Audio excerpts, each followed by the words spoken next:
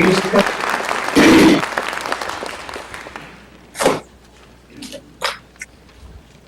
know if I can see you on the Zoom screen now. No, Zoom screen up.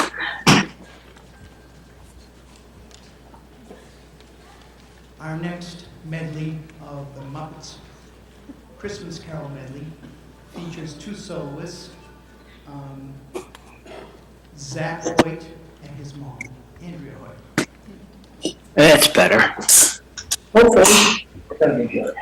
Way too much talking. Way too much talking. Yes, keep going.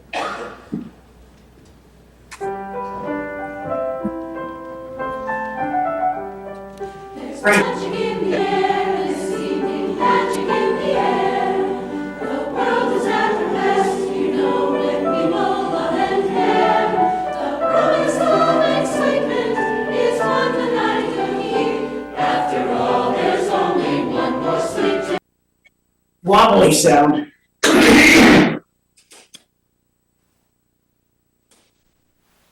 Well, happy Monday. We got some logistical, electronical issues going on. So, trying to restart the Krieger Community Course YouTube. We'll see what happens. We'll go.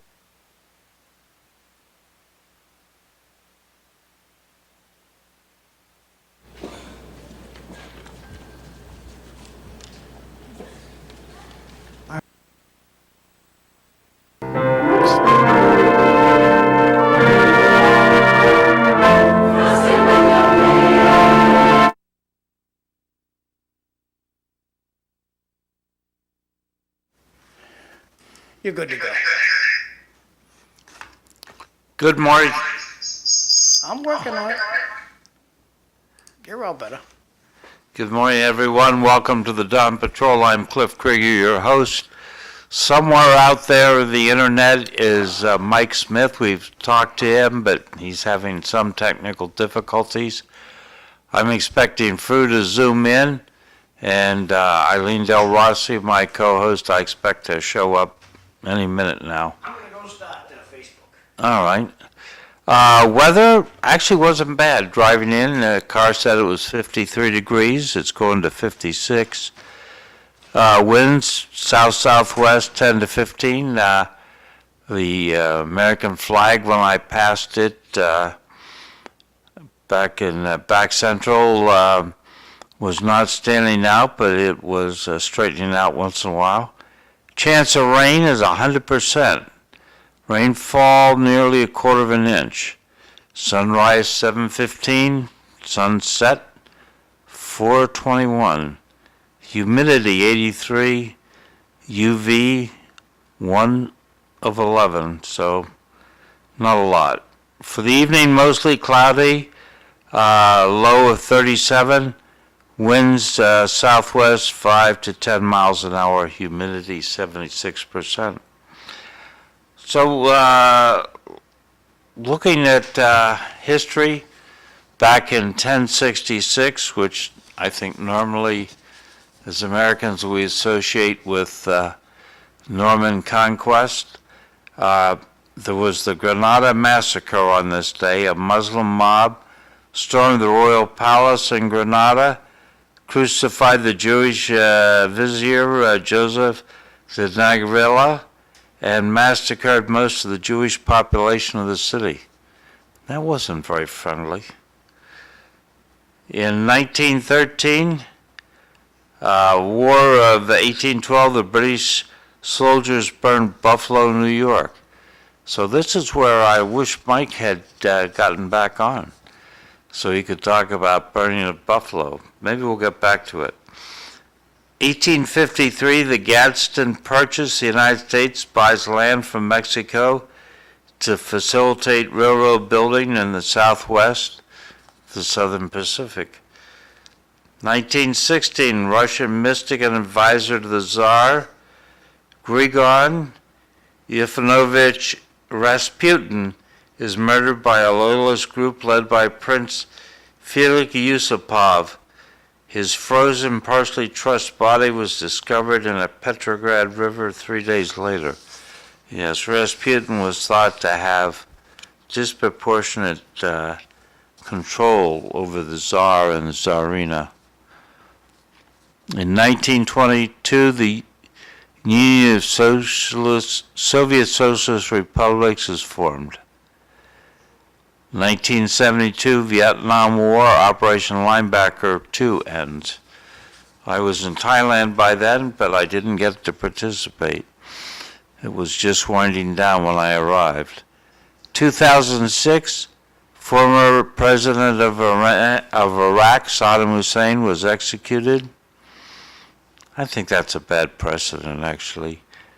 1865, Rudyard Kipling was born, Indian English author and poet, Nobel Prize laureate.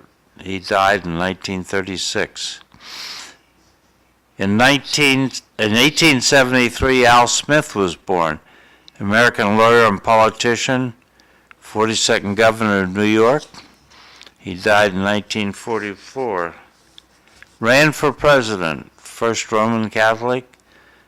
Ran as a Democrat on a Republican year, didn't do well. In 1961, Sean Hannity was born. American radio and television host, recently engaged over the weekend, I think. 1975, Tiger Woods was born. 15 years younger. She is? His girlfriend, his fiance. Well, what's the formula you use? Divide your age by half and add 7? I don't have a formula, Cliff. It's just a matter of if they have kids, I don't think he's going to see, the kiddo's going to see their dad at their high school graduation. Here's Mike. Well, let's see. Hey, Mike, all better. So, you missed it.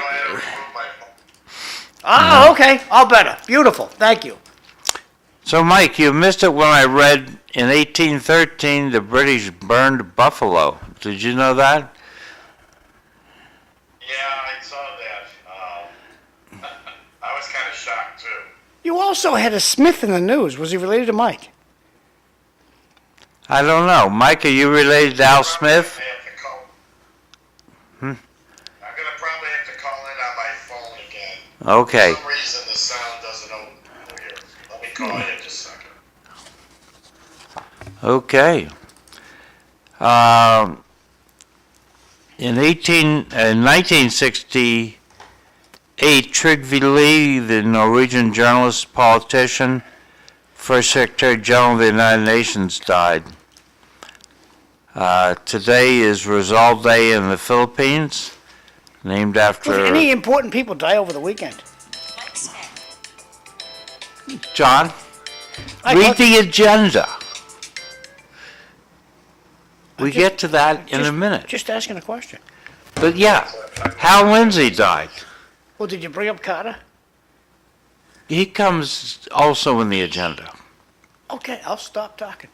So, Mike, the producer, who apparently had a lot of caffeine this morning, Oh, boy. wants to know if you're related to New York Governor Al Smith. I don't believe so. Okay. And my relatives on this, let's see, Smith side, I'm trying to think where they came from. I'm thinking on my graph. No, I don't think so. We have relatives out of Buffalo, though. But I don't think we're related to Al Smith. Okie doke. It's a fairly common name. Yeah. All- The Joneses lived across the street from us growing up, so yeah, I'm very familiar with that. Yeah. So, how was your, since we haven't talked to you since Christmas, how was your Christmas? Good. We got some presents. We went to dinner at the clubhouse in the afternoon. I mean, where else can you go for a Christmas dinner with all the fixings and dessert for $10? You know, so see a bunch of people, talk to, talk to my son, talk to Kathy's kids. So, we got to spend a pretty good Christmas for the day. Oh, that's good. Fru's not on yet, is he? No, Okay. So, as the producer tried to allude to, President Jimmy Carter passed away yesterday at age 100. Saw that, yep. Yep. Longest living U.S. president. Yep. He held on, and he was terminal, last year or the year before even. Yeah. And, he outlived his wife. They were married a long time. Or they married like 76, 77 years, I think I saw in an article. Something like that, yeah. That's a long- They must have married pretty soon after he graduated from the Naval Academy. So, Probably, yeah. Yeah, I had forgotten that he went to the Naval Academy. Yeah, that was, when I saw the article, I remember, then I was able to remember that. Yeah, his presidency was a little rocky though, so. yep. On the other hand, I voted for him. I said to myself, successful governor, both school graduate, selected by Hyman Rickover to come into the nuclear program, engineer mindset. I said, he should be good for us. And we'd had a lot of turmoil. And Martha and I had gone to a dinner where Gerald Ford had spoken when he was still in the House, and we weren't impressed with him. So we took a chance on Jimmy Carter, and then we went with Ronald Reagan. Yeah, Ford was in a bad position because he took over from Nixon. Yeah. And then he pardoned Nixon, so he couldn't get out from under that. But I think he did the right thing by pardoning Nixon. That would have torn everything apart in the country. I agree. We didn't need to have that drama. Back then, let's see, I had voted a couple of years before that. The 70s, I think the 70s, let's see, 72. 76 election was the first one I voted in. That's right. So. Yeah. That just shows that you're a young guy. Yeah, I know. But Carter, his downfall was the Middle East was a turmoil for all that. That's what hurt him a lot. So. Yep. The other death yesterday was Hal Lindsey, the author of The Late Great Planet Earth. Really? Yeah. Okay. And, that book sold tens of millions, and he was a popular figure in the 1970s, just like Jimmy Carter. He was age 95. I didn't realize a former Mississippi tugboat captain. Oh, well. But, people live long enough. They see a lot, and they probably do a lot of different things. Yeah. So, quite interesting. So Hal Lindsey talked to us about the possible end times. It came at just about the right time. It explained the refounding of Israel, Jerusalem being recaptured. I think that it had a impact on how citizens in the U.S. thought about Israel. That perhaps we are in the end times. So. Well, I've been hearing that since I was in grammar school. And what year were you in grammar school, Kitty? In the Wayback Machine. Pick a year. Pick a year. In like the late 1950s. Okay. That's the Wayback Machine, baby. Yeah. That's not that way back. You look at how they look at time in the Bible is a lot different than we look at it in real life right now. So, like John was saying, they were saying a way back it's end times. Who knows on what they considered end times? End times could be going on for hundreds of years, for all we know. Yep. But, did you read the book, John? What book? No. But what book are you talking about? No, I did not read it. I can guarantee you that. The Late Great Planet Earth? No. No, I'll wait for the movie. Yeah. I think the movie's already out. Did we die? No. Okay, we lived. Gotcha. The just were taken up into heaven. The who? Just. Just one family? The J-U-S-T. Just family? Just. Well, they've made more than one movie with that theme in it. Yeah. I'll have to do some research and email it to John. I ain't worried about it at all. As far as I'm concerned, well, let me ask both you guys this question. I'll ask you first, Cliff, because since you're the smartest guy in the room. Where were you before you were born? Did not exist. Okay. Mike, where were you before you were Well, born? I'm sorry. No, Before no, I you was answer. born, as in the womb. But if you're asking before I was conceived, Never mind, I Cliff. didn't exist. Turn the page. You've been disqualified. Mike, where were you John? before? Yeah. Yeah. You disqualified yourself early on, so move on. Mike, where were you before you were born? Well, I really have no idea, but according to the laws of physics, I was somewhere because all energy and everything can either be created or destroyed. So according to those laws of physics, that's an interesting question because I have no idea, where I was before I was born. Very good answer. Please proceed, Cliff. Yeah. Okay. There was an article out in a Substack called Ask Questions Later about a topic we talked about on Friday, legacy media. Is it going away? And And when you say legacy media, what do you mean by that, Cliff? New York Times, Washington Post, Boston Globe, Oh, you mean CBS, print, ABC. the newspaper. CBS, ABC, NBC. Newspapers, television, radio that present in the classic news way. Yeah, okay. I don't know if they're going to go away, Cliff, to be quite honest.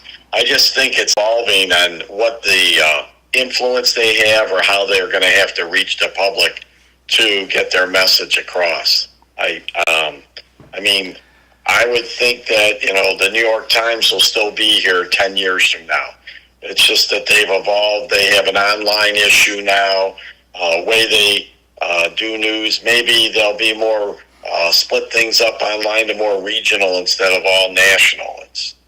It's just they're still evolving because people want to know what's going on. It's just the source that they go to now for it. So I'll go check it out. Thanks. in the past they would go to the New York Times or CBS I'll check to it get all out. the Thanks. information, but now they're going in multiple sources.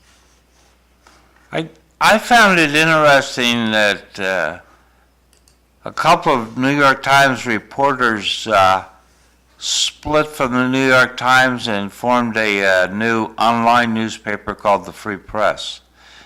That they're just trying to get away from the ultra-progressive newsroom of the New York Times.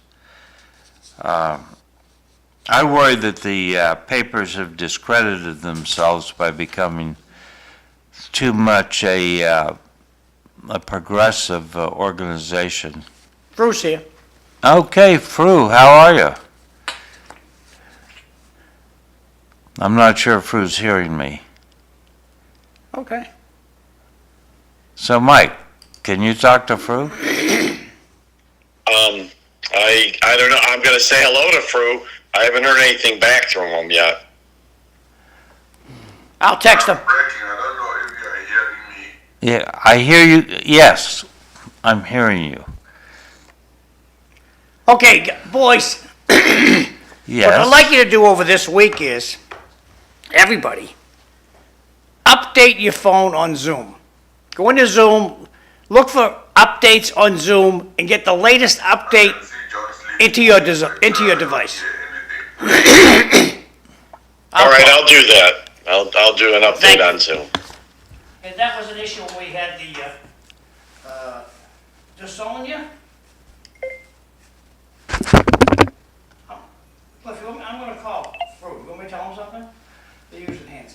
Tell him to call the phone.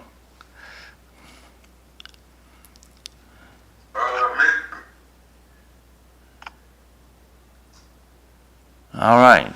Yeah, John. Hey, Fru, can you call Cliff's phone? He'll just use the phone. Okay. And then mute your Zoom thing so we can see you on TV or hear over Cliff's phone. Just call Okay. call Cliff's phone, please. Thank you. Okay.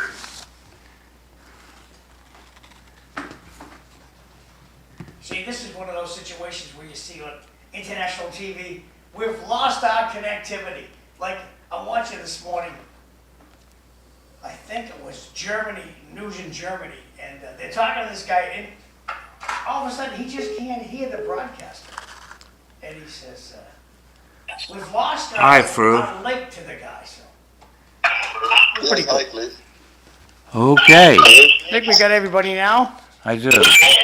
Now, Fru's got to turn something off. Fru's got too many audio going. Fru, yeah. Fru, tell us about, No, it's impossible. He's got to shut off the sound yeah, on John, the iPad. you told him that. And if he proceeds, we won't be able to hear him. It's going to be in a circle. Are you not getting me? It's clearer now, John. Yeah. You sound good, Fru. How was Christmas? Oh, Christmas was very peaceful and celebratory, and my boys came around, so we celebrated Christmas Eve and Christmas Day as well. It was just a very, very quiet day that we spent to celebrate the Prince of Peace's birthday. So, what day did you have your non-Cameroonian experience with the water? Oh, that was on Tuesday. It started on Monday, and then I woke up Tuesday morning around 5:30. I could hear from the boiler water splashing out, so I rushed in. My pipe was broken. Luckily, it was just about 10 minutes. I was still home, and I just went and shut the main pipe, so the damage was contained easily. Well, that's good. That's good. We talked about Jimmy Carter having passed. Were you here when Jimmy was president? No, I was not here when he was president, but I was still in Cameroon. But he was popular everywhere, and to me, I think that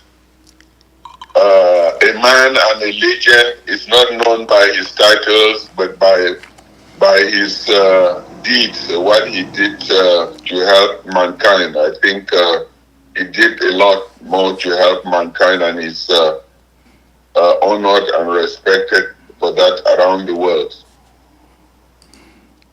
Yeah. Now, rest in peace. We're talking about the legacy media, the newspapers, the television stations, that kind of thing. And came across a post in a Substack that talks about how important the papers are to democracy. But the guy writes, for that to happen, education systems must prioritize critical thinking, logic, and discernment, empowering citizens to make informed decisions in fragmented media environment. And then he says in italics, that's not being done. What was your last kid out of high school, Fru, 4 years ago? Yes, 3 years ago. Yeah, did you think that they were teaching prioritizing critical thinking, logic, and discernment? Well, I'm not a teacher, but from my upbringing in Cameroon, Africa, we were taught to think critically, and in an exam they give you an essay. That is how you give. That is how you listen to and know what how somebody is thinking, and you would not believe it or not. But we in Africa, as we were growing up, our exams were set in England. And the essays were written in Africa. Sometimes they would tell you to appreciate snow that you only see but you have never seen. When very tough situation comes, they set it in an exam, not in multiple choice, but you had to write essays. And it was in those essays that they sent to England. That is at the end of the year, they send those essays to England, they write it, they get the information, and then they send pieces of papers. So that shows the power of critical thinking, not multiple choices. Yep. I think that's important. So that, yeah, the author, I think, kind of went off the rails because he was extolling the BBC and saying we should have something like BBC, the British Broadcasting Corporation, Bush House. But don't we have PBS and NPR here in the United States? Well, what about truth in the media? About what? Truth. Truth? Yes, you know, they don't lie. They don't miss the big story. When was that ever?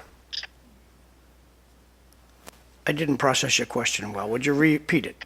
When was the media bound to the truth? That's why they're going away. The public is now much more educated, and that's a problem with the churches as well. You have the most educated public ever that lived on this planet. And so the stories that the church tell don't connect with the public anymore like they used to. And the media knows, look, guess who the mayor is? Look, I knew the mayor was 2 days ago. What are you talking about the mayor today for? The mayor was elected 2 days ago. So the media is behind the 8 ball when it comes to the immediate area where you live, and then they make up stuff. I call it cleavage news, just to get you to read the article. And most often, if you look into the article, there's really not a lot of new facts that are going to get uncovered. So the printed media is going out the window. The television media is, the window's open. They're not going out the window yet, but they're going out the window. I think some parts of television news are at higher risk than other parts. MSNBC, for instance. CNN's ratings have fallen.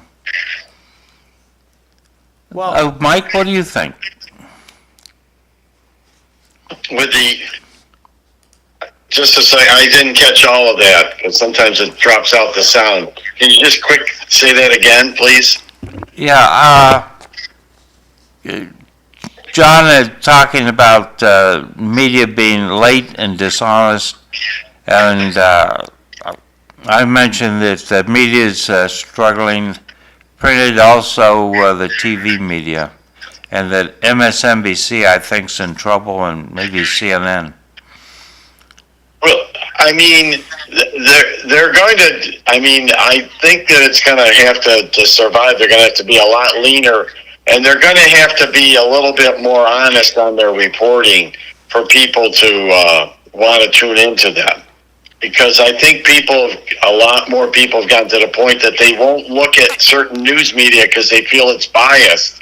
So they go to someplace else that they don't feel is biased. Now that other media may be biased, but people don't feel it.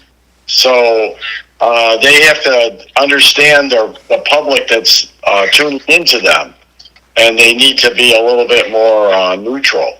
And I think people have, because there's so many other sources to go to now, I think people are seeing more and more with the legacy media that they used to think they were fair and neutral, and they're not. So That's why they're losing viewership in print and online and on TV. Fru, do you got any thoughts on I this? got this thought I Wait, want to put hang out on, Fru. there. Good morning. Jimmy Carter was known as the worst president, and then guess who took the title from him? So, thank you for your comment, Jay. I disagree with Jay. I think Buchanan was the worst president. Okay. Because- They all did the best they could. The what? They all did the best they could.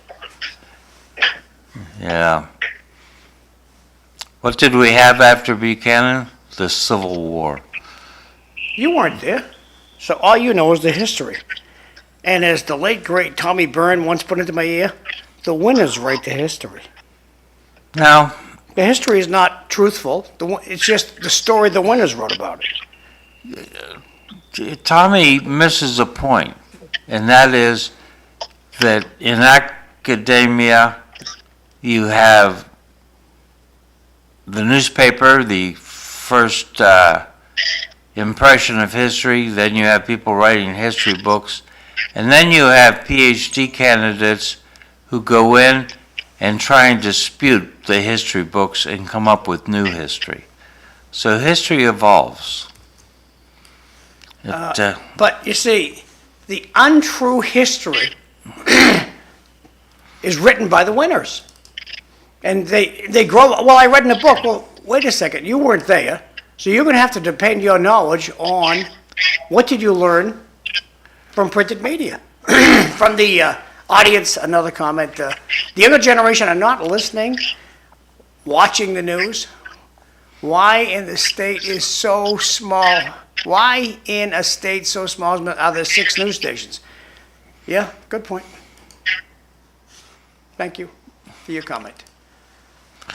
So, Fru, I was looking for you to comment on the newspaper media news issue. Yes, Cliff. I mean, you understand that the most powerful saying is he who controls the media controls the narrative and shapes people's thinking. Today's news has actually made it's in the hands of the common man because of the new technology. And we don't see how the mainstream media can manipulate the minds anymore. And that is why no one watches BBC, no one listens to BBC, VOA, Radio France, and mostly the Western news. Because look at it, example, Africa's resurgence is not because they have the guns, it's just because of new technology. Because all the lies that you were listening to Western media was actually darkening Africa and turning Africa the dark continent so that their resources can be under their control, and actually telling Africa that Africans cannot rule themselves, that it is a war-torn place. Let me ask you just one question. Now that the French have been kicked out of, they are kicking the French out of French Africa, are you still hearing those terrorists anymore? If the president of a country comes out and accuses the French in particular for planting guns, that they have arrested them, they planted guns. Fru, What will you say? Fru, stand by one. Eileen? Good morning. I'm sorry. I forgot to turn my alarm on. All right, well, I'm merging you into the call. Okay. Fru was holding forth. Go ahead, Fru. No, I was just saying that today's media, they cannot, you fool people once, shame on the people. You continue, shame on you. You continue to fool people, shame on the people. The people have things in their media. People who were fooling us, the common man, it is very, very difficult now. That is why sometimes when they preach their own version of democracy, democracy can only work if some powers control it to suit them. But when the voice of the people get up and practice democracy that does not work in their interest, they turn it dictatorship. Okay, another comment from the audience, and it says that Jimmy Carter was a great humanitarian. Today may not be the day to trample on his grave. Absolutely correct. Back to you, Cliff. Thanks. I wonder to what extent the government hurts the credibility of the newspaper. There were dubious activities with regard to COVID-19 by the government. President Biden's press secretary, Karine Jean-Pierre, was dismissing questions about his competency by labeling them cheap fakes, and now it looks like the cheap fakes may have been correct. How much of this is on a government that's not frank with its people? Well, let me ask you this. What about the current issue, UFOs? What about all the drones 2 weeks ago? The government is not honest with its people.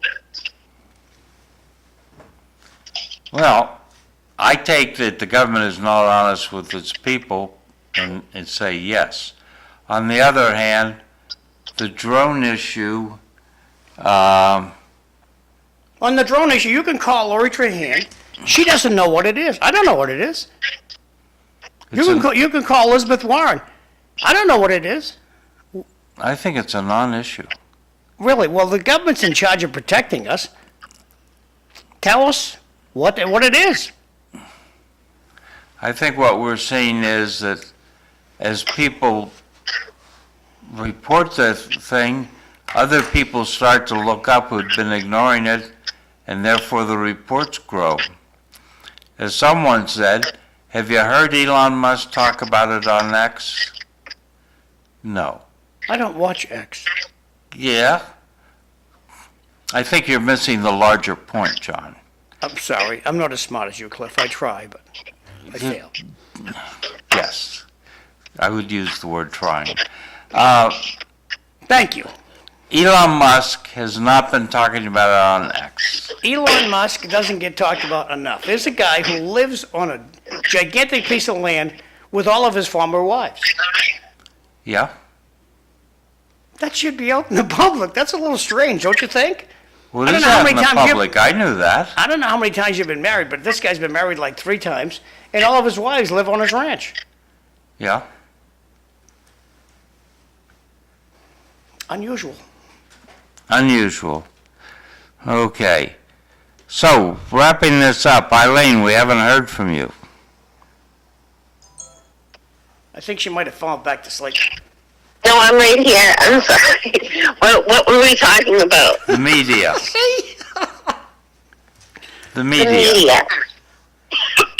Are they trustworthy? Are they going to survive? Oh, you weren't here for the line. For the media to succeed, education systems must prioritize critical thinking, logic, and discernment, empowering citizens to make informed decisions in a fragmented media environment. Are the schools doing that? No, we're not. No, and that I forget the name of Trump's education person, Charlie. I forget, and it was evident in how he went to college campuses and was able to ask them critical thinking skill questions in regards to Trump, and they weren't able to answer it correctly. No, that's not good.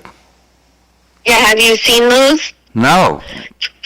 Yeah, he went to tons of different college campuses, and he kind of debunked, was like, what's your question? And I'll try to send you some of them so you can see them. So, I wanted to comment on a movie that I haven't seen, but it was kind of panned. It's called 6888. And Did you watch it? No, as I said, I haven't seen it. But I'll try to pay closer attention, Cliff. all right. So Netflix talked about it. and called it Women in the Mail War, M-A-I-L, War. But the movie's kind of been panned, but the subject matter is very important, I think, because the U.S. Army was still segregated in World War II, and the Women's Army Corps did have a black section, but they were kind of put to the side. And someone sent a battalion to England to straighten out the male situation. Now, I'd like to make the point, as a serviceman overseas, nothing's more important than getting the male right. And the male in Europe for the soldiers fighting over there was messed up. And this Women's Army Corps battalion showed up and sorted it out. And the movie may be kind of cheesy, but the fact is that what was accomplished, what's being reported on in the movie was very important, and it was successful. Cliff, I did see part of that movie. Kathy watched it all, and I saw parts of it. I didn't get to see every single bit of it. I was in and out of the room. I was watching it. But there's a couple, it's not so much the male that used that as a tool, but I think the overall theme of it was how at that time women were looked down on, especially then on top of it black women, and how racist that people were at that time. I mean, if it's based on historical facts, the upper military echelon did everything they could to make this group of women fail. And it just shows that they were persistent, and we're not going to let that happen. The other thing, too, is this was late in the war. The timeline was like mid-1944. And I believe that the movie ended up in, when they were sent over there, I believe Roosevelt, according to this movie, had just died. So this was really late in the wartime. Yeah. But, So it seems to me, no, the mail, I mean, I don't know if they exaggerated, but the amount of mail they had to go through, I can't believe that they were able to sort it out. Because it was so messed up. 17 million pieces of mail. But I think the real theme, even though it was a little cheesy, was just to show on how biased everybody was, not only against women, but obviously against black women at the time. So I watched the whole movie, and my takeaway was, America is a very racist country. I just could not believe the way our government and our people treated these gals. The end of the movie's fantastic, where they spend 30 seconds on it. 30 seconds on giving these women a round of applause. But the uphill curve, the uphill slippery, icy curve they had to go up was ridiculous. And the taking down and the talking down and the chastisement of their white general, that guy should have been kicked out of the service. So I hope that you make time to watch the movie. It's a big cover-up in America to know that, I know it's towards the end of World War II, as you're talking about, Mike, but all that time, mail was not being received. So you got mothers worrying about their sons, for the most part, and sons writing their mother back, telling them how great it is, we're doing okay, Ma, and the mail wasn't being sent. Big cover-up by the United States government, a big cover-up by the United States media. Back to you, Cliff. It's a good movie. Okay. All right. Anybody else have a comment? So again, if you go on to Netflix, the 6888, write that down, the 6888, awesome movie. I mean, I'm hoping. I mean, we knew our country was like that. That's what's spurred on the civil rights movement. I'm hoping that we've moved more forward with that, but unfortunately, there still is a lot of racism and behavior by people in this country be improved on. But we are moving forward. I believe we are moving forward in our country, but we still have a long ways to go. Well, let me ask you this, okay? When you mail out your credit card payment, why does it take 10 days for it to get to the credit card company? I mean, for crying out loud, you mail it here, the credit card company's in Delaware. Why does it take 10 days to get there? And I have first-class mail. Maybe I'm the only person in America that has this problem, but I get my credit card bill in the mail and it's 10 days old. What the heck is going on here? On the other hand, when my father was still alive, 20 years ago, I dropped a letter at the downtown post office on a Saturday morning, and my father, who lived in Orange County, California, would talk to me about it on Monday morning, or on Monday afternoon. And what year was that? About 20 years ago. So in the year 2000. 2004. Never mind. This is not a problem, Cliff. I'm sure your mail gets delivered promptly next day. I'm sure it still happens today.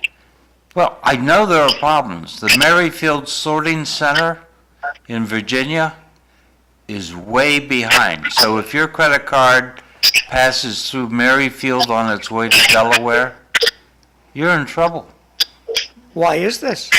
I don't know why. I just Well, know why that don't we send these Merrifield, black chicks down there to fix out that? Call these black chicks out of retirement. Tell them to train their daughters how to fix this mess, and let's get the mail going in a good direction and give them a nice, healthy pension. I just have a positive attitude towards my local post office. The people are friendly and helpful, and I feel like they're doing a good job. Okay. Do you get your mail? Okay, whatever Do you you get say, Cliff. emails on your mail so that you know what's coming? Yes, I do. Yeah. Does that work pretty well for you? Yes, it's always accurate. Yeah. Email me this morning at 7 o'clock what mail I'm going to get at noon. Yeah. But the fact that the mail was mailed 2 weeks ago is not a good idea. That's my point. See, when your credit card, okay, your credit card will use, sorry, sinuses up, my sinuses, whatever it is. Oh, so you get your credit card bill in the mail. My Discover bill comes in. Oh, yeah, look at my Discover bill. And it's dated 10 days ago. They printed the thing. Now, it says the due date's tomorrow. I'm supposed to mail them a check and get it back to them for tomorrow. So I put it in the mail, send it out today. The day I got it, send it out. It takes 10 days for my check to get to Delaware. And I'm paying for first-class mail. And I'm not getting first-class delivery. That's a problem. I mail packages down to Virginia. They normally take 4 or 5 days. And that's not going priority mail. Mike, how does mail go to New Zealand? Does it take a long time? Well, it probably takes, you can get it there, let's see, I'm trying to think here. I had a recent experience with that, because I sent it express. I think I had mentioned to everybody on how the package had been returned to my house. Yes. So, my son and family actually ended up getting the package 2 days after Christmas. So it was, the shipping went pretty fast, but because of the holidays, it was delayed. But it got into New Zealand on the day before Christmas, their day. So I was pretty happy with how fast they shipped it. I didn't think it was going to get there by Christmas. And the people in the post office were very good with fixing the problem. They didn't cause it, but they fixed it. I actually golfed with a guy on Friday morning who used to be a postal worker. We were talking about this whole situation, and you're talking about mail delivery.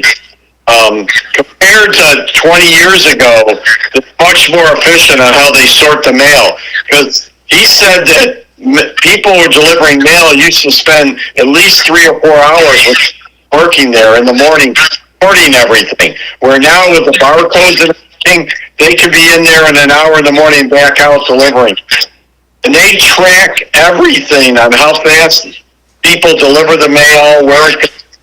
So they're always tracking everything for efficiency. So, Fru, you've been I got a bunch of texts here. sitting this out. First of all, it's Mother's Day early. The screen says Mom Day. Okay, thank you, genius. I'll check on that. Appreciate the update. Next text, the Hollywood elite yell and point their finger at us about gun violence. Then promote a movie that guns and violence, bad people. Interesting. They're just trying to sell advertising.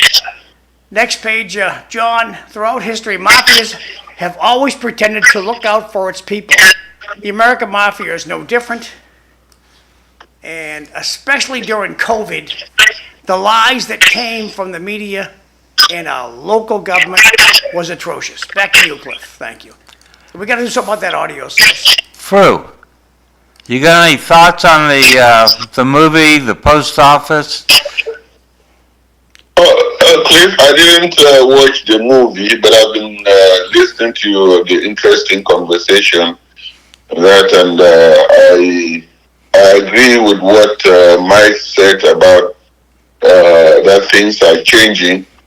But the thing is, things are changing, but people do not want to know the true history.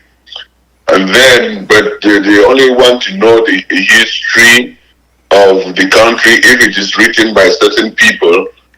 And right now, you see, there are some books that are written by the black people about their own history and experiences. But those who do not want the truth to come out, they term it, they don't want it, and then they give it one of those radical names so as to keep blocking the people from knowing that history. If that mentality continues, our country will continue to move back, because information is power, and when you know more about where you are coming from, you can move together and where you want to go. But if there are some people who do not want the truth to come out and want people to share their experiences, they want but they to write for them, that is not going to fix any problem, and we will still remain in ignorance. Okay, we're down towards the end. Fru's going to be leaving at 7. No. Oh, you're staying to 7:30? Yes. Oh, well, in that case, I'm not going to panic about this. So the column this weekend talked about the low-interest contest by Baruch State Rep Mark Lombardo to replace Republican House Minority Leader Brad Jones. I don't think it'll make any difference, will it? Does anybody care? It was the first article. Was interesting, Cliff. Did you read the first article? Yes. Okay, that was the article I wanted to zero in on. I couldn't care less about Bill Ricker. They don't watch us. And describe the first article to me. I have to put it up on the screen. So while John is doing research, the column also talked about our U.S. Rep. Lori Trahan starting the third term and praised her for reaching out. But my experience is I don't think she's ever been on City Life. Or if she has, it hasn't been recent. Oh, 10 years ago, maybe. So I don't think she's reaching out that hard to the people. Well, we should invite her to Zoom in. She's so busy. You know how busy politicians are, especially at 6 o'clock in the morning. And then the column mentioned ranked choice voting. I feel like Cliff may have already sent her an invitation and maybe she never got back to him. Is that true, Cliff? I think that's true. I And may I equally say that we talk so much about the Senator, Elizabeth Warren.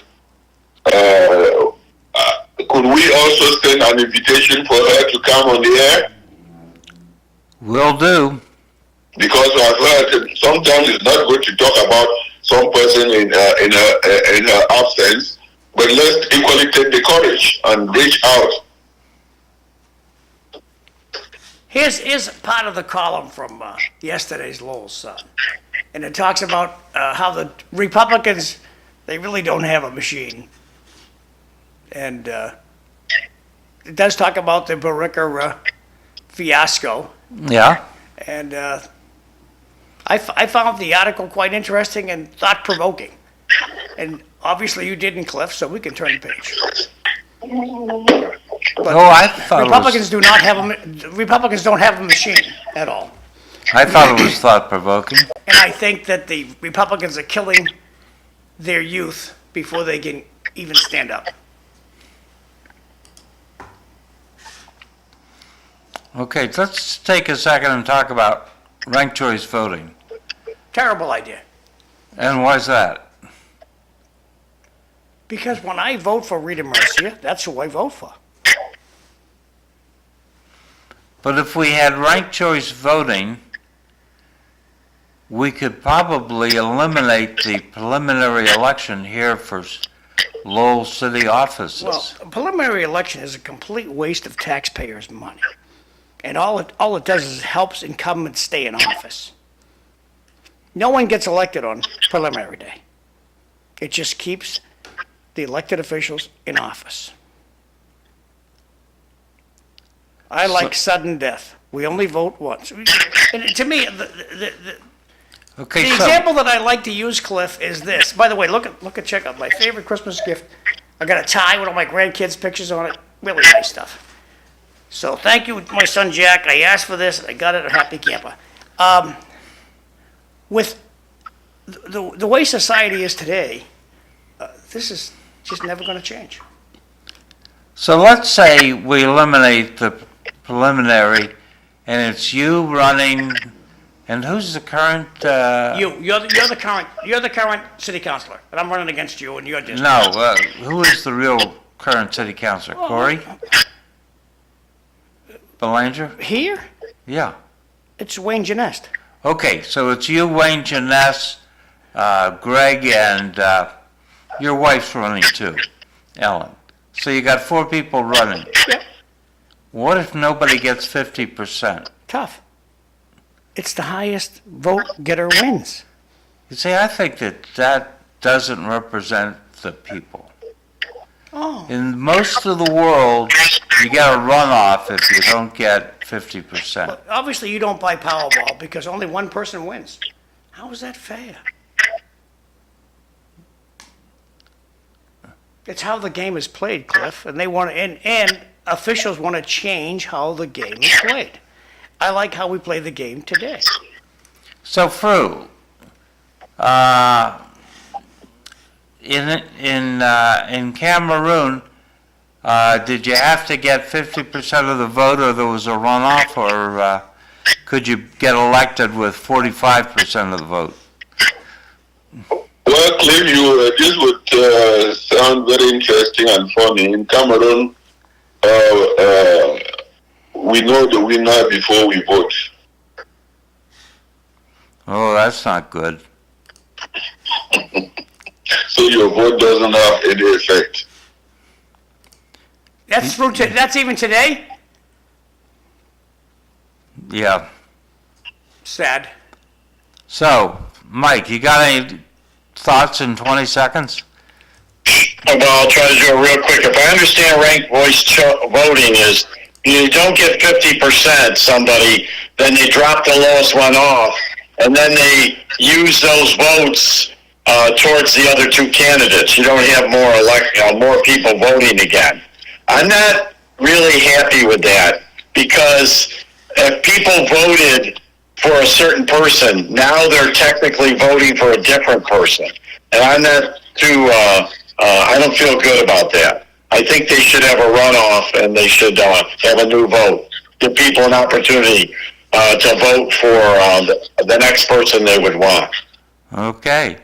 So that's the end of the Dawn Patrol and the beginning of Sea Life Show. I'm Cliff Krieger, your host.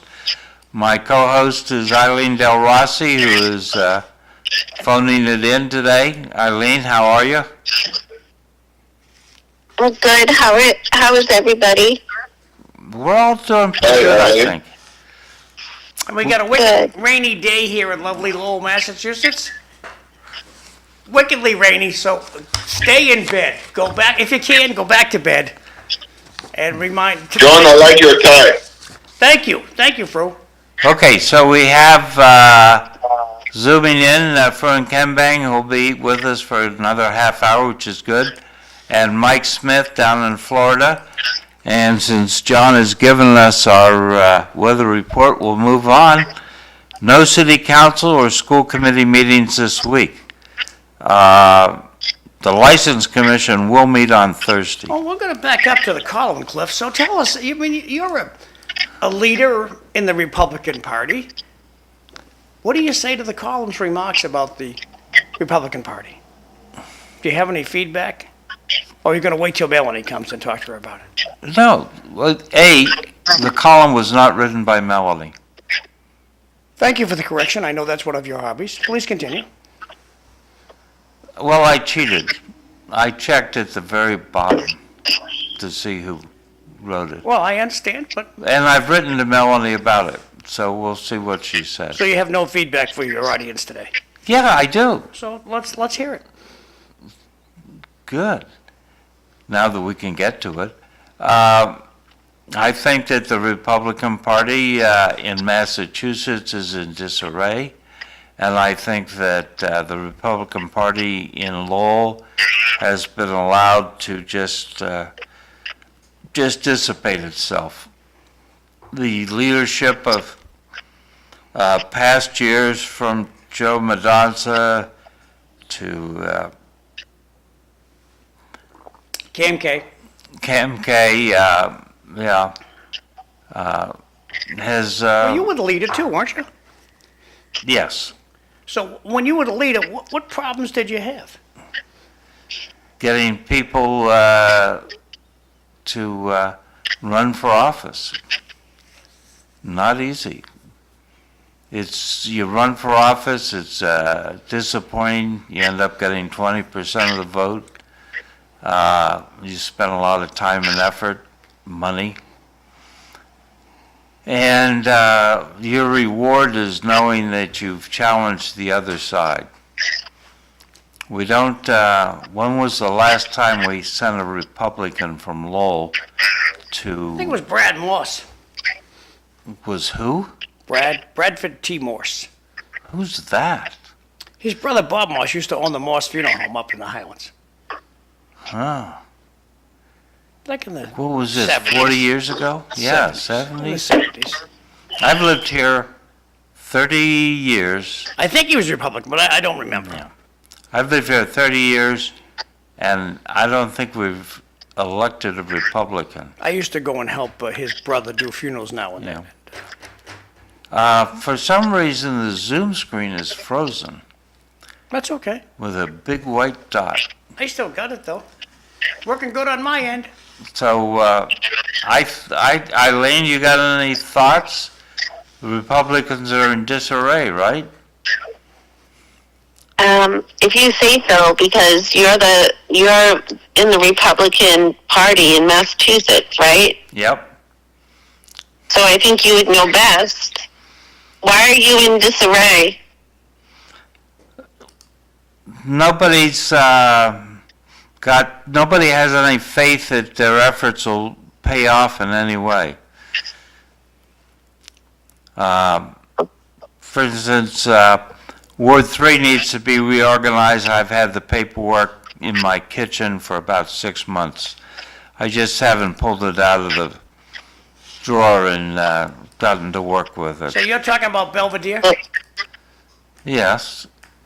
Just so the audience knows. So Incidentally, Cliff, take that paperwork out so your party is no longer in disarray. yeah. So, The other thing that the column talked about was voting. John, if you can zoom in on this, All righty. we can take a look at how people turn out to vote in Lowell, Massachusetts.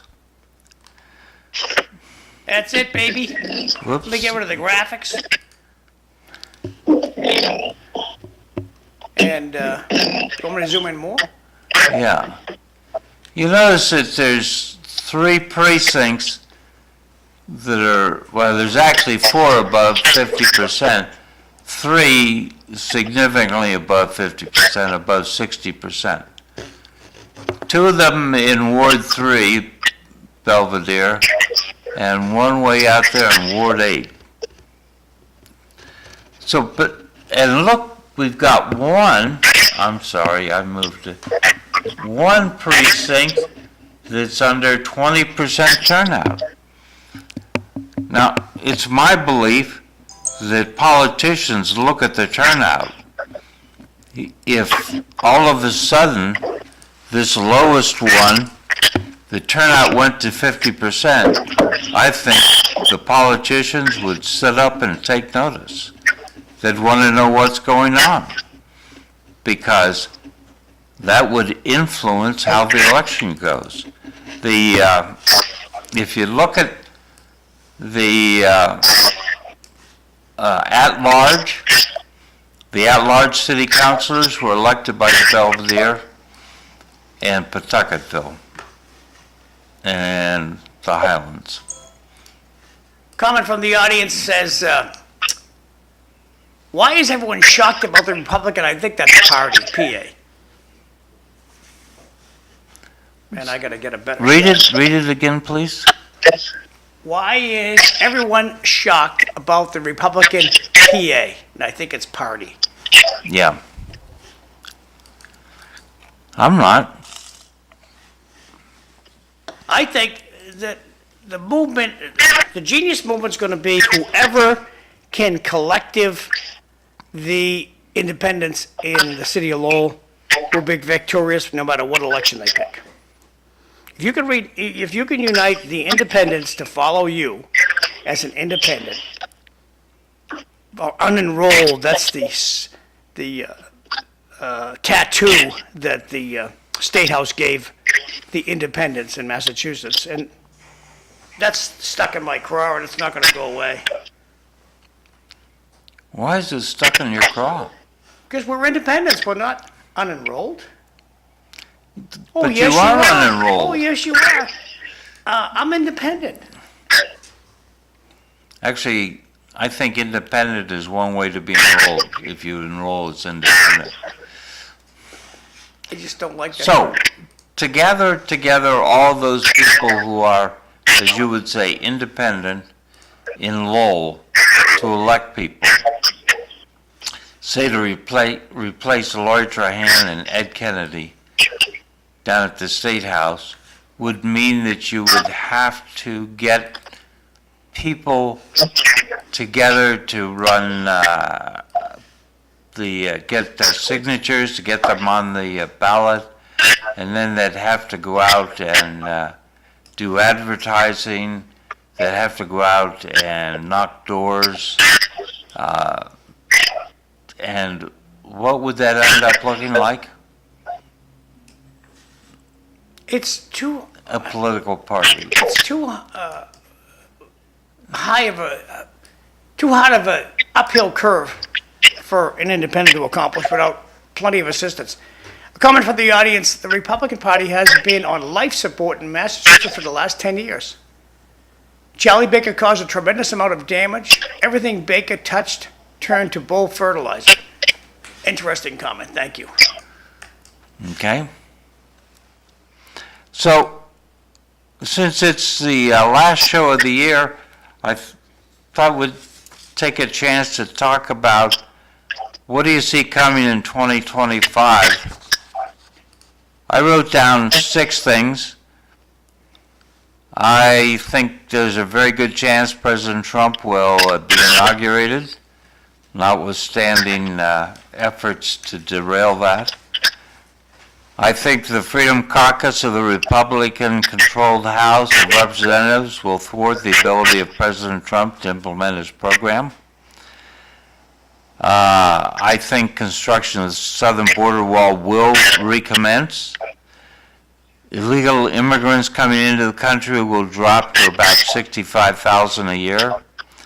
I think President Trump will deport 650,000 illegal immigrants his first 12 months in office. And I think Andrew Cuomo will make his political comeback in the Democratic primary for mayor of New York City.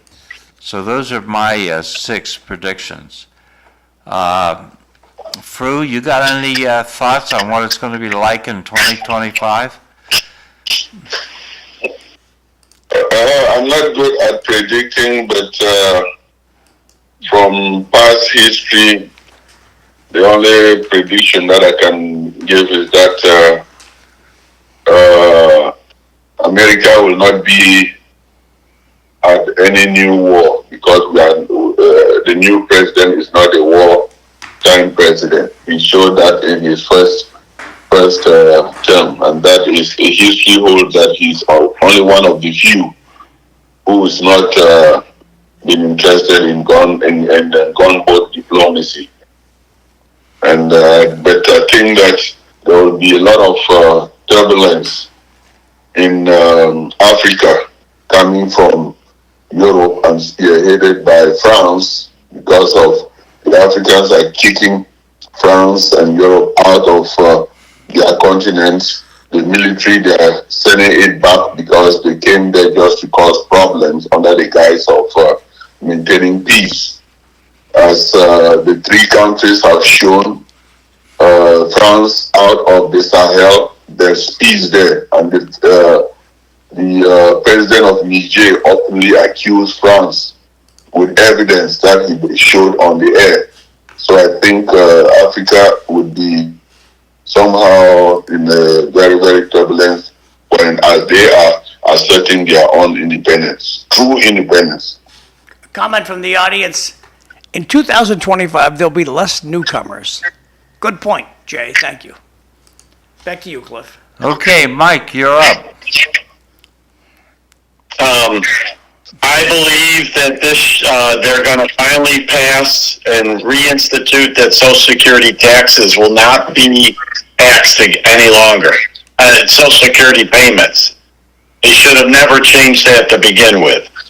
It was a tax we paid already.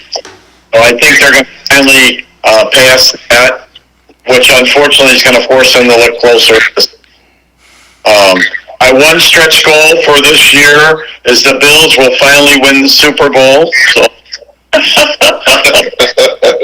Go Bills. That's my stretch prediction. Can't be too serious about everything. So I believe that oil will finally start dropping more. I think that the Saudi Arabia and that oil cartel is going to lose some of their influence, and because other countries are now producing more, I think that we'll see energy costs drop, which will in turn help us with a lot of other things in the country. So I didn't have 6 of them, Cliff, but those are some of the ones I had. Okay, Eileen, you're up. I agree with everybody. I'm sorry, I just got distracted too. I'm supposed to take Anthony to a cooking class in Newton today, and I got caught up in mom conversation about what's going to happen afterwards. So what were we talking about? Your predictions for 2025. Oh, world peace and better economy. Okay. John. My prediction for 2028? 25. Trump's going to be president. That's my prediction. He's coming, like it or not, he's coming. It'll be a real interesting time in the world. Because as I this morning when I looked at international news, they're all the TV stations over in Europe are mourning the loss of Jimmy Carter, and there's no news. I'm watching German news a little bit this morning, and they're talking about there are women who are in love with an AI character. There's one guy in Japan that has married an AI character. That's the kind of news that's out there. Crazy stuff. So, Trump's going to be president. That's my prediction. Like you said, Cliff. Thank you. Okay. So, there are Democrats out there agitating for Congress to, on the 6th of January, to reject President Trump because of the 14th Amendment to the Constitution, which says if you've been involved in an insurrection, you cannot be elected to office unless Congress has given you a special pass. We got a text from the audience that says, I predict Mr. McDonough will double his audience in 2025. Mr. Krieger will take over as the #1 host in the morning. Well, that was very kind of them. Cliff often does get the most views. Cliff gets close to 700 views on Facebook. Yeah. So those guys, those people that are talking about that are just talking a lot of hot air, because Trump was never indicted for insurrection or charged with that. So how are they going to prevent him from becoming president when he was never charged with a crime for that? It's just a lot of hot air. Somebody who's got nothing else better to do with their time. They're just trying to get themselves in the news, and unfortunately the media is more than happy to waste our time with that. It's not going to happen. Just not going to happen. Another comment from the audience, and it says, Charlie Baker, Mitt Romney, Bill Weld were all popular and fairly efficient governors of Massachusetts. To win here, Republicans need to run more moderate candidates and not right-wing extremists. Thank you for your comment. Back to you, Cliff. There may be some insight in that. Fru, you got any thoughts on this barring Trump for insurrection? President Trump ran for president, right? Yeah? And he won the electoral and the popular votes, right? Yes. If that were to hold water, he wouldn't have been allowed to run. So that is, I agree with Mike, that is just empty publicity. Yeah, I tend to agree with you. Eileen, you got a thought?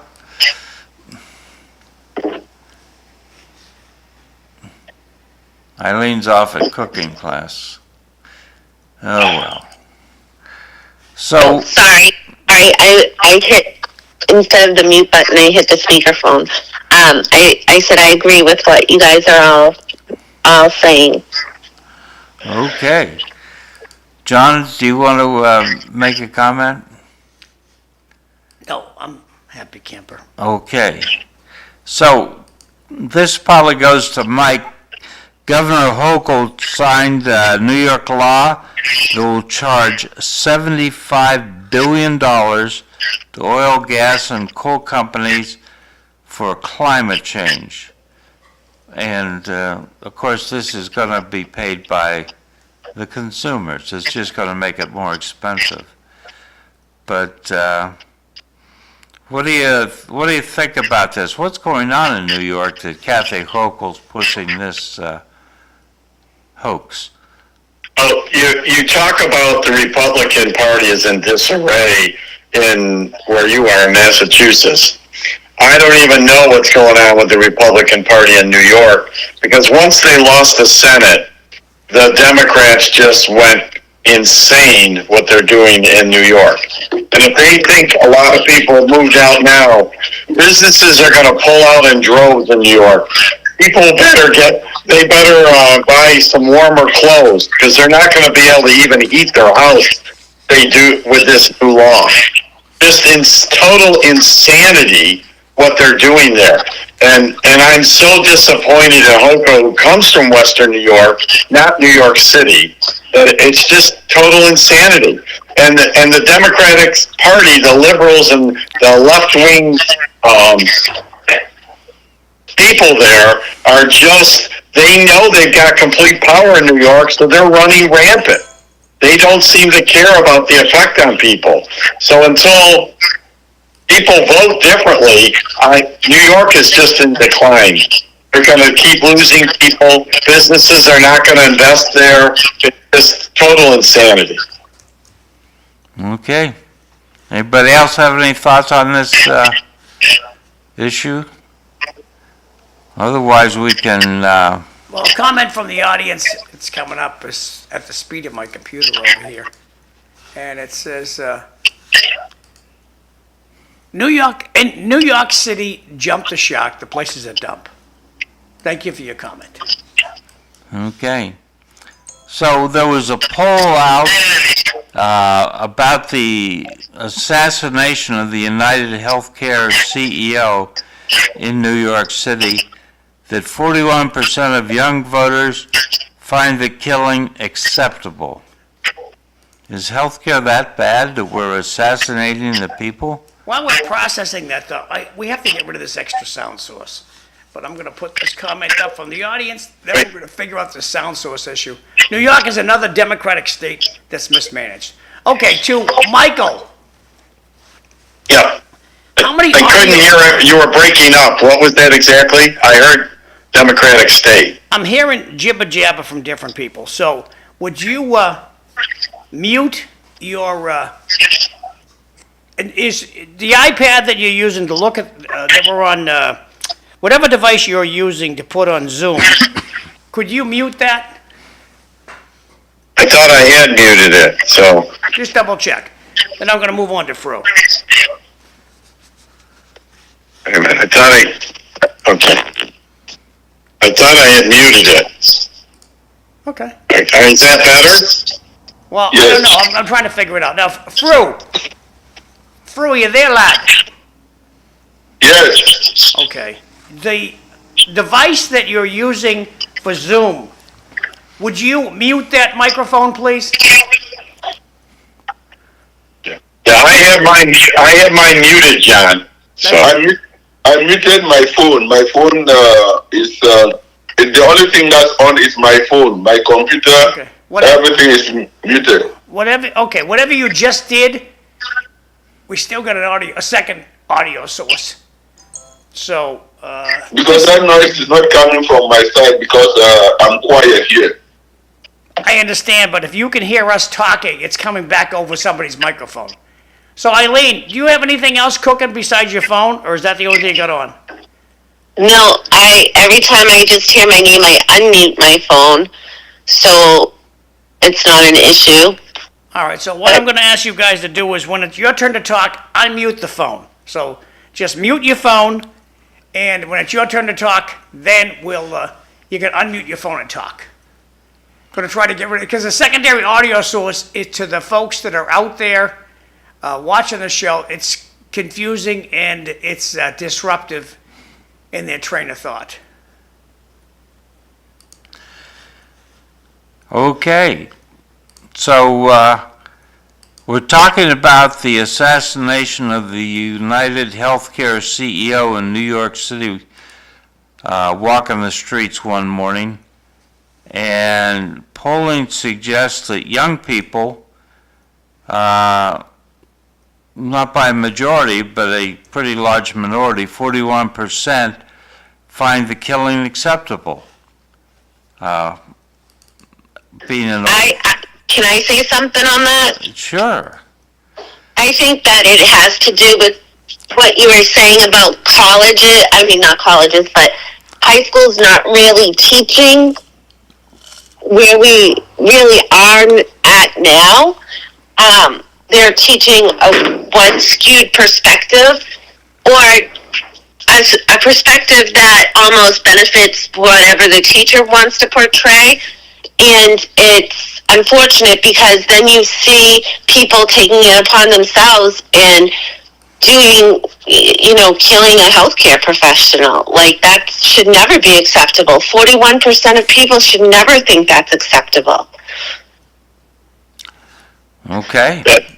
I believe the real question we should be asking is, and this is a follow-up on what Eileen was saying, is why would they even think that?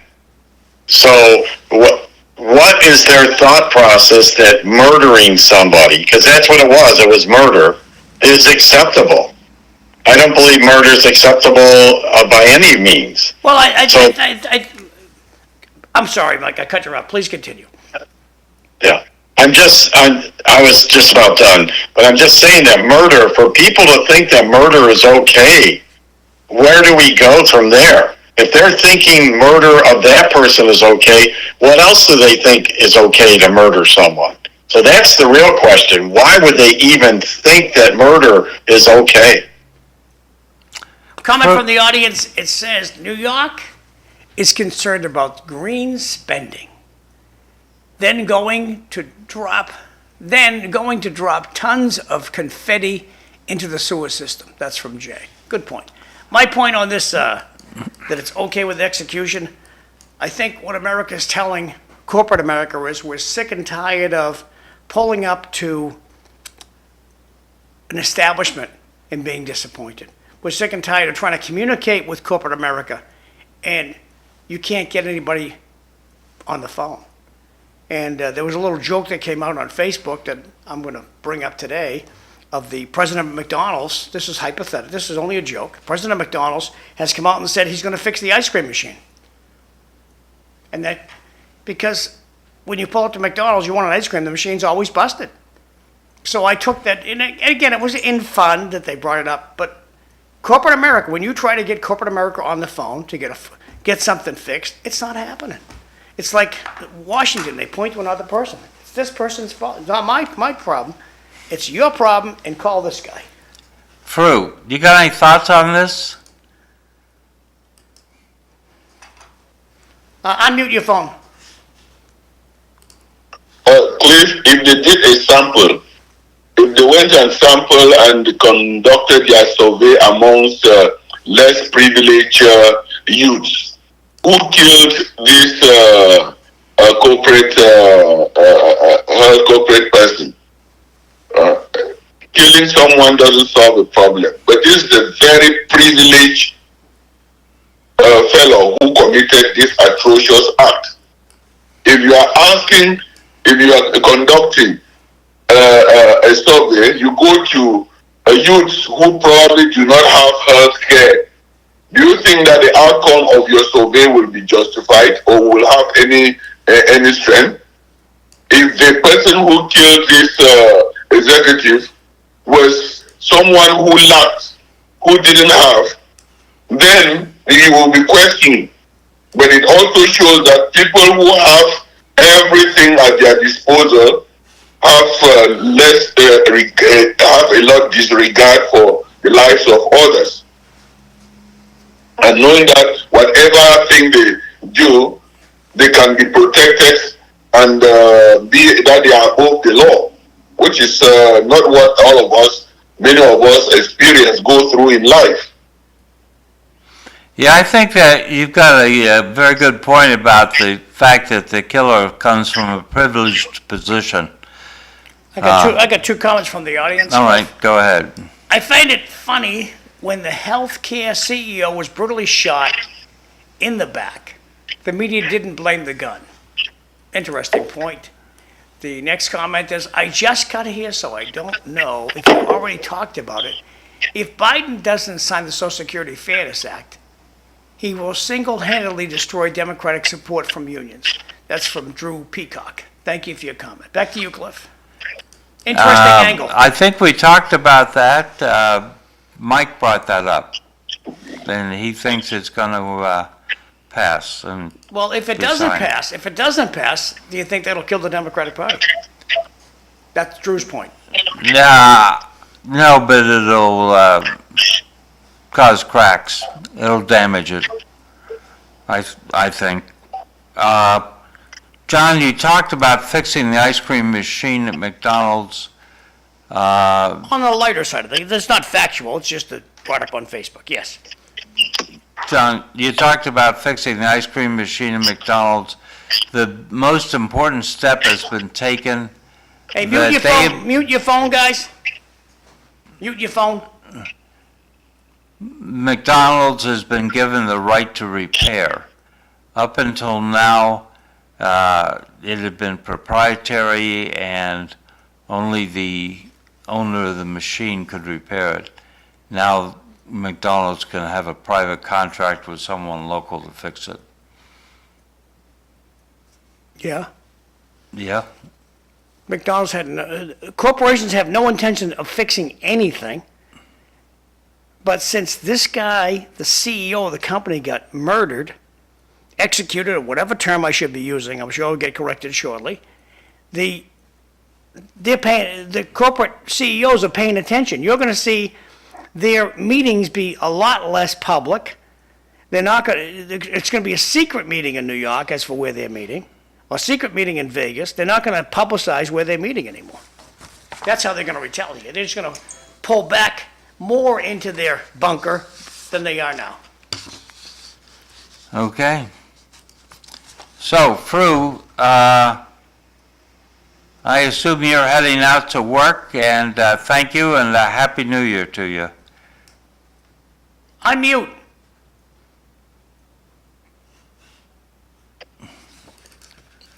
So, there we go. Fru's on his way. Fru, thank you. See you next week. Another comment from the audience. The constant lying for the Democratic Party the past 4 years damaged the brand. Thank you for your comment.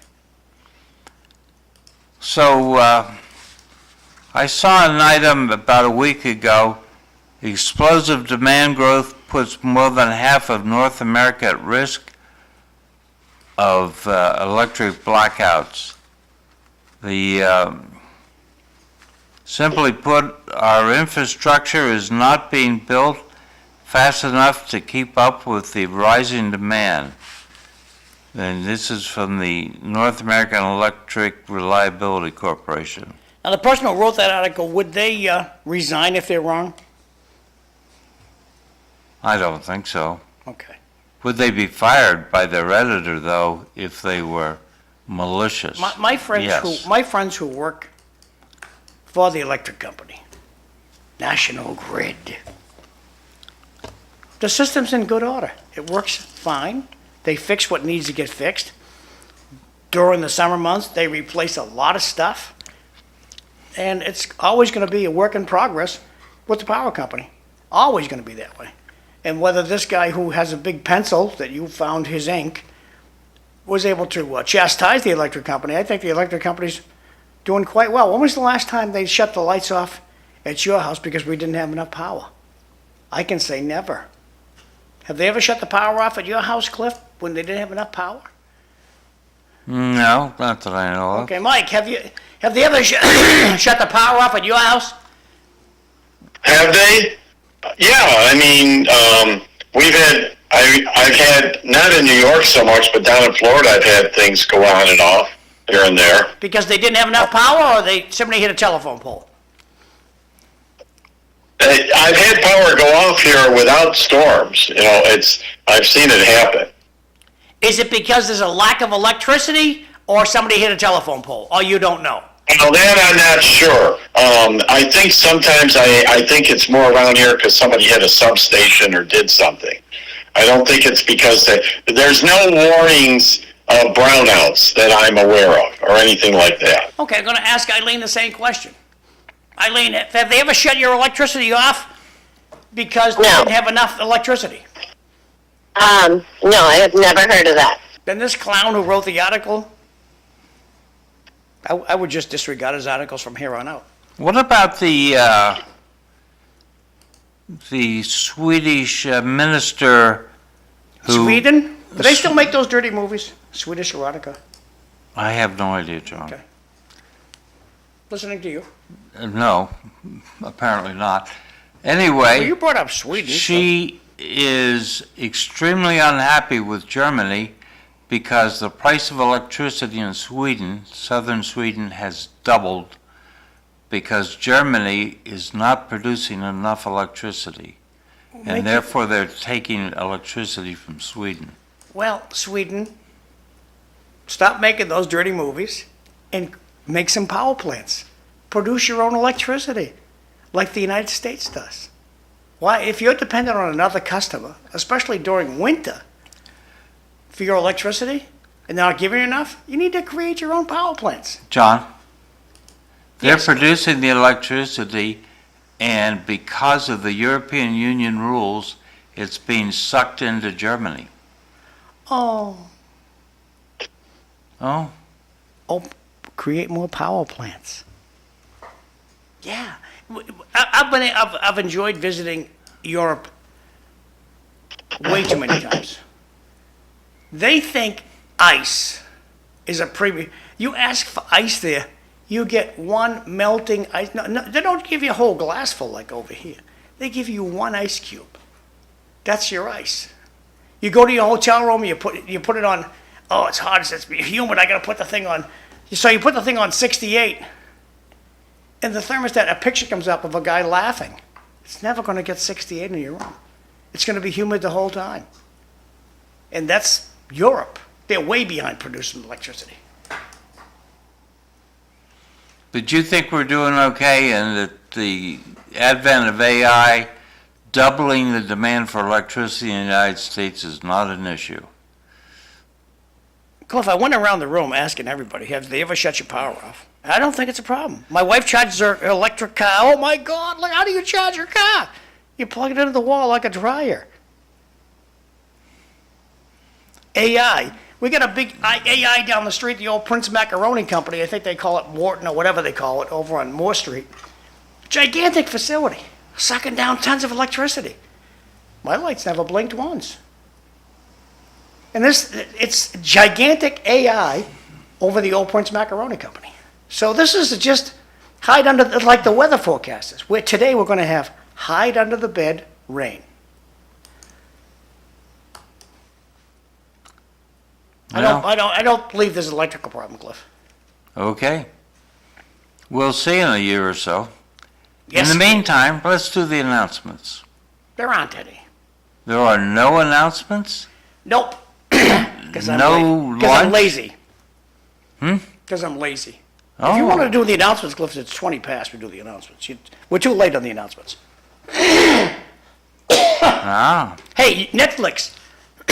Speaking of Netflix, that movie we talked about with the 3 888, whatever it's called there.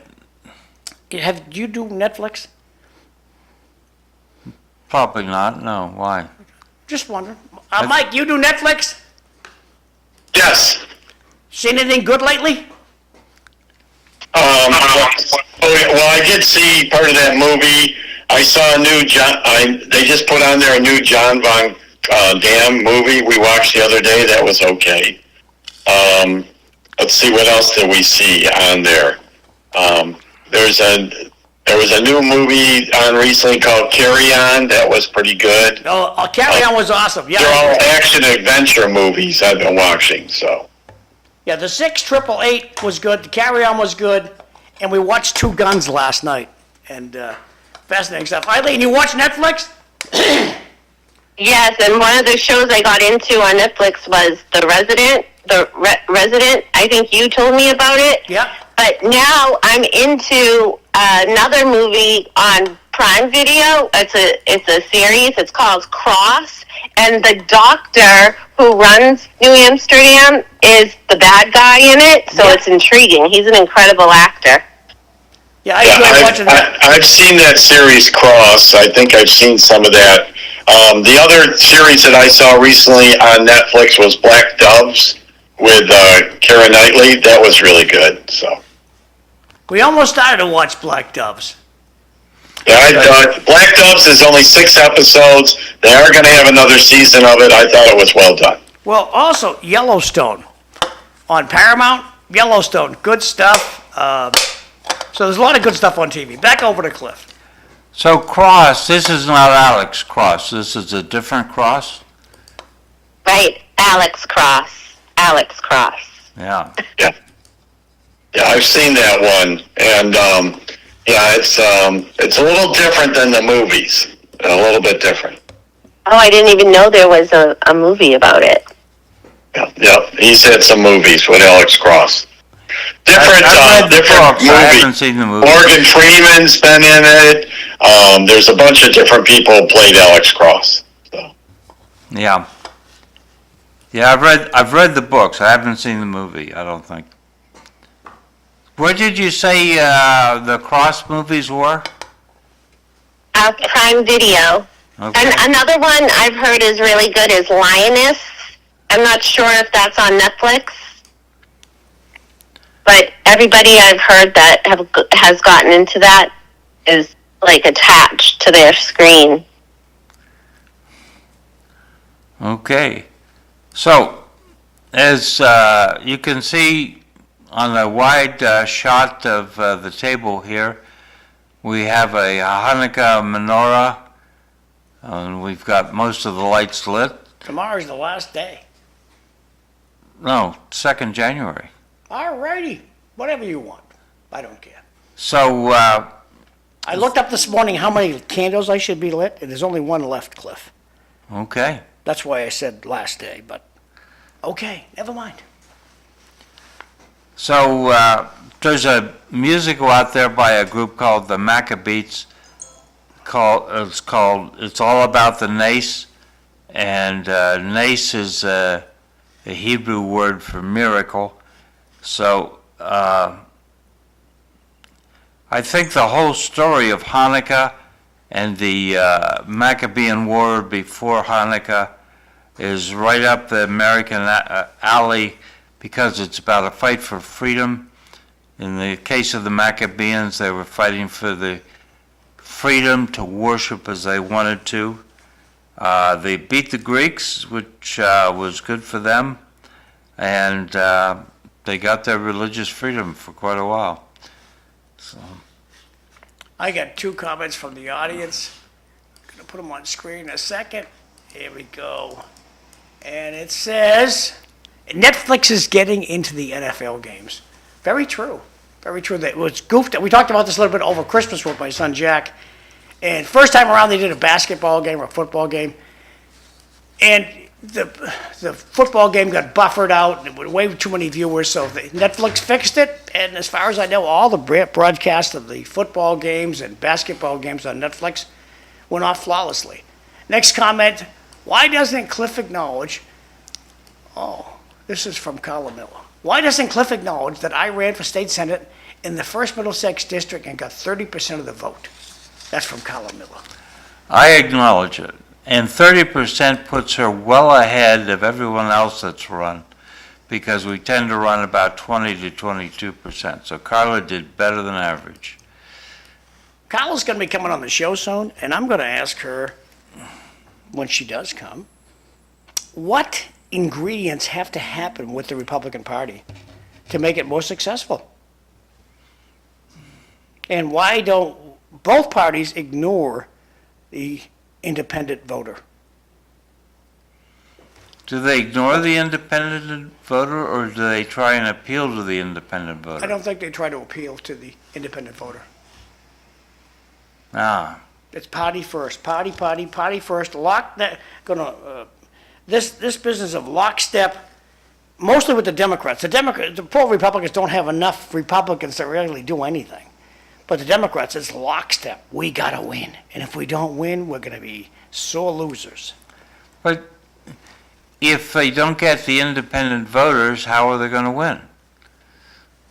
They can't. The independents make the decision.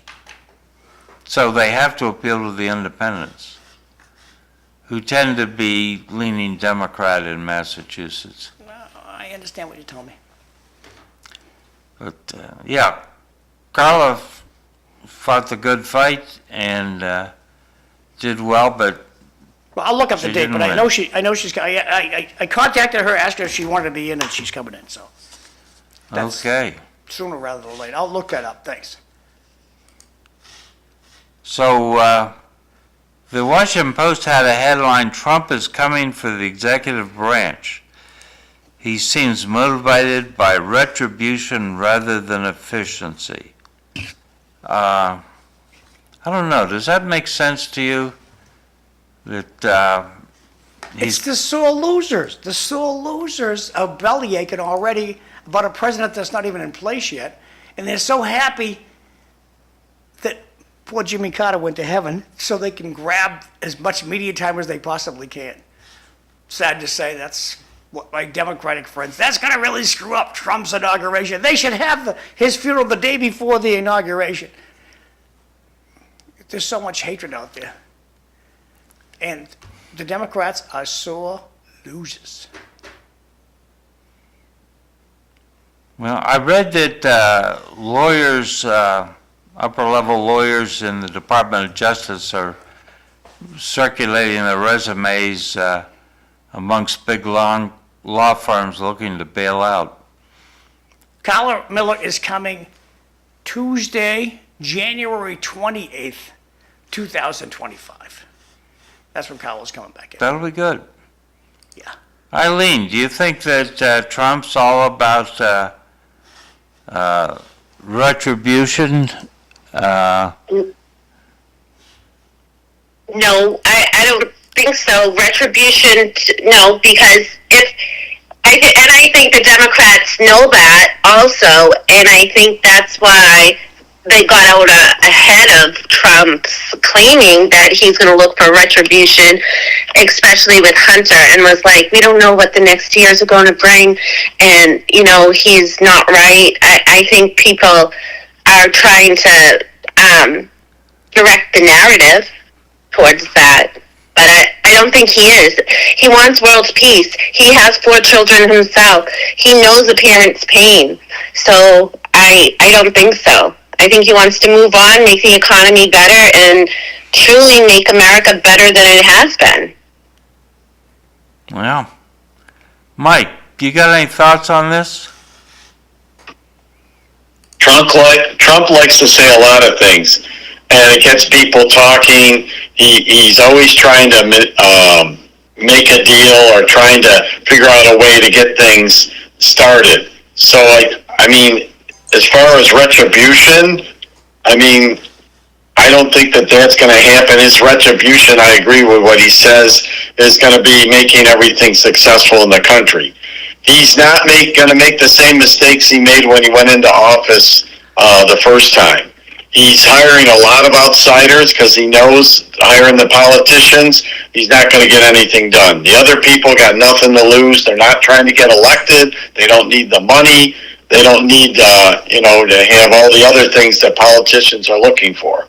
So I think that he's going to make some progress. It's not going to be easy. And I think he's made it clear that you better go along with me or the only retribution he's going to do, he's going to go after the people in his own party and primary them if they're not willing to start making changes. He's going to get them out of office in 2 years. So if you want to talk about retribution, that's the retribution I see he's promoting. 2 more comments from the audience. Faust Neves Jar, Mr. Krieger, that makes sense to you, Cliff? Blow it up a little bit more.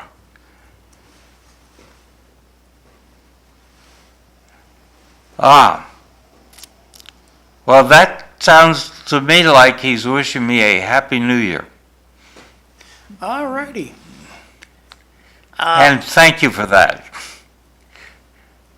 It's fake news reporting that Trump is on this crusade against his enemies. I think it's the sole loser party. I think it's the Democrats. And all I can tell my Democratic friends and my Republican friends is buckle up or you're going to fall off. Yeah. Okay, so what about Massachusetts as a sanctuary state? How's all this deportation going to go? Lowell is not a sanctuary city, right, John? Yes, it is. It's not on my list of 8. Boston, Cambridge, Amherst, Concord, Lawrence, Newton. Tell that to the people who are living at the UMass Inn and Conference Center, who came in on jet planes into Boston, scooted by immigration and customs. They lived at the airport for a little while, and then they put them on a bus and sent them to the UMass Indian Conference Center. Lowell is a sanctuary city. No one is asking those people anything. How'd you get here? How'd you get past immigration? Eileen, Miss City Official, is Lowell a sanctuary city? I would say yes, just because of all the articles that I've read in our local newspaper, and the fact that they made the Lowell Inn and Conference Center, they took out the college students that attended UMass Lowell there and put the migrants in. I mean, I'm just going from the factual data that I see and I read, but I would say yes. Okay, so what's that going to do with deporting illegal immigrants? Are the Lowell police going to be non-cooperative? Is the city going to be non-cooperative? No, Trump's going to arrest the governor. That's how Trump's going to handle it. Real easy thing to do. You send the FBI into the governor's office, whether it's, if it's California, you send the governor into the California with CNN in tow, and you arrest the governor. Put the governor in handcuffs, throw him in the I'm sorry, I almost said paddy wagon, but throw them in the prisoner van and cart them off to FBI headquarters for interrogation. Yeah. That's the way I see it's going to go. You don't think it's going to start in Chicago, huh? Cliff, I don't know where it's going to start, but if I were Trump, I learned this from my friend Ralph Mercia. If you got a problem, don't waste your time. You call the president of the organization. You call the biggest person in the organization. You got a problem with a hospital, a credit card company, whoever you have a problem with, call the CEO. Call the CEO, email the CEO, get in touch with the CEO, and you will get a better reaction than going through regular channels. And I take that to heart. Ralph taught me a good lesson. Okay. So there's a question about lack of confidence in the justice. The head of the Supreme Judicial Court down in Boston, Chief Justice Kimberly Budd, in her State of the Justices address, pointed out that the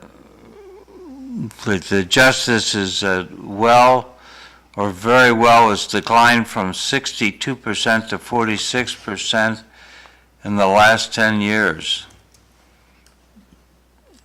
And Gallup did a poll last summer of 1,000 U.S. adults, and confidence in the country's judicial system and courts dropped to a record low of 35%. Eileen, how does this relate, do you think, to the trials going on? Wait, can you repeat those stats for a second? What is 55%? No. The American confidence in the country's judicial system and courts dropped to a record low of 35%. Yeah, I think that's huge. They were just saying that when they do the highlights and reels of the 2024 highlights, they were saying the Karen Reed case got more attention than the Boston Celtics, as well as Bill Belichick leaving, which is huge, right? So I would say it does have to impact that in some way. Also, it's just Massachusetts, its own self, has laws like no other state in this country has, including New York. So I think all of that being exposed by the independent media on YouTube and so forth has been huge. I believe it's had a huge impact to those numbers. Mike, you got a thought?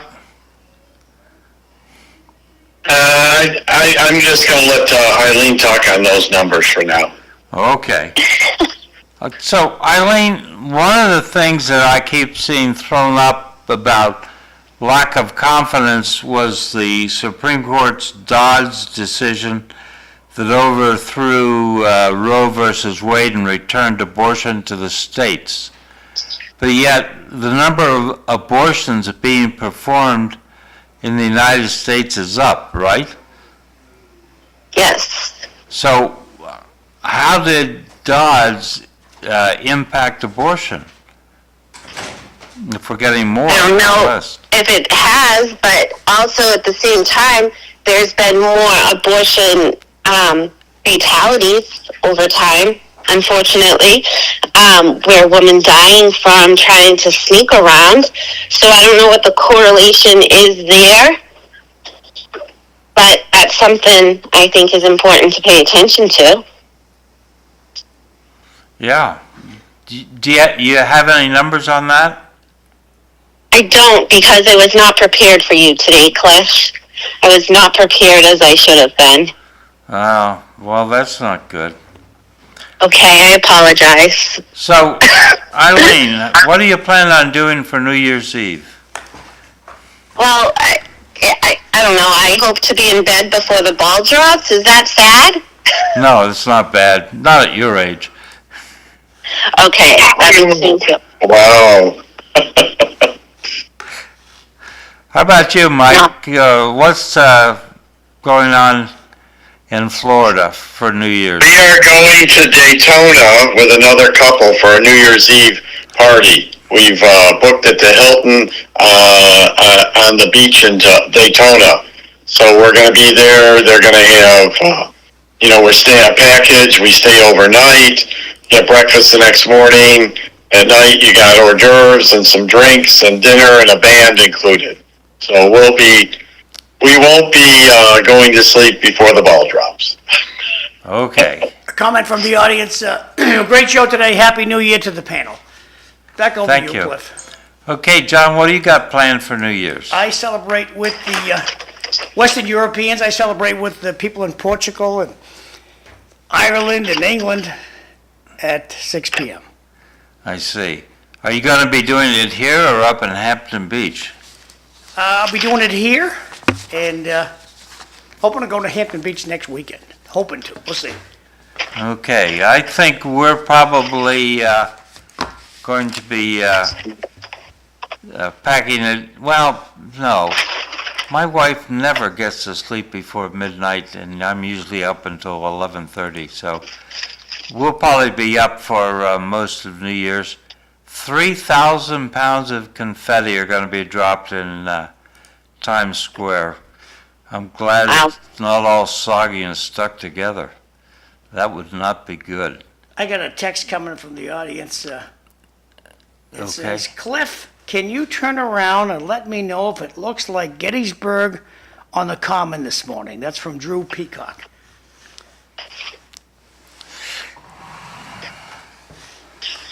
Would be, no, because the school's in the way, but John has a camera. Maybe he can send the camera out there and take a That's quick the look. look right this instant, and it's pouring like, it's really downpouring today, so you're gonna need an umbrella this morning, that's for sure. Yeah, But that's our look at the Common, and let's check the time on City Hall. Press a button here, and we'll go right to City Hall's clock. And time is short, Cliff, we only got... Bye, everyone. Happy New Year. Happy New Year, Eileen. Happy New Year, Mike. Hey, tomorrow, City Light, Bob, Hoey, Ned, Tommy, and... Everybody, I hope has a great New Year. Yeah. Thanks, Mike. And I think that that wraps it up for the year. It's been a good year, and I've enjoyed the year. Thank you for your excellence, Cliff. Hey, we'll see you tomorrow. Thanks for watching. I'm gonna kill yours.